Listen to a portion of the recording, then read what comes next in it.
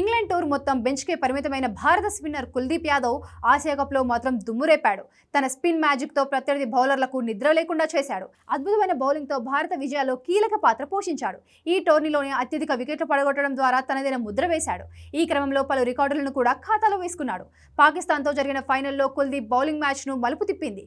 దూకుడుగా ఆడుతున్న పాక్ జోరుకు బ్రేక్ వేశాడు. ముఖ్యంగా 17వ ఓవర్లో అతడు ఏకంగా 3 వికెట్లు సాధించాడు. అంతకు ముందు మ్యాచ్లో భారీ సిక్స్లతో విరుచుకుపడిన షహీన్ అఫ్రిదీని ముప్పు దిప్పలు పెట్టి కేవలం 3 బంతుల్లోనే అతని కథ ముగించాడు. ఒకానొక దశలో 126 రన్స్తో పటిష్టంగా కనిపించిన పాకిస్తాన్ కుల్దీప్ ప్రదర్శనతో కేవలం మరో 20 పరుగుల కోసం 6 వికెట్లు కోల్పోయింది. ఒకవేళ అఫ్రిదీ క్రీజులో కుదురుకొని ఉంటే పాకిస్తాన్ మరిన్ని పరుగులు చేసి ఉండేది.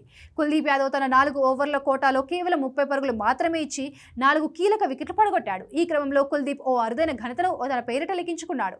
ఆసియా కప్ చరిత్రలో అత్యధిక వికెట్లు పడగొట్టిన బౌలర్గా కుల్దీప్ నిలిచాడు. పాక్ బ్యాటర్ సయ్యూమ్ అయూబ్ను అవుట్ చేసిన అనంతరం ఈ రికార్డును కుల్దీప్ తన ఖాతాలో వేసుకున్నాడు. ఇప్పటి వరకు ఈ రికార్డు శ్రీలంక బౌలింగ్ దిగ్గజం లసిత్ మలింగ పేరిట ఉండేది.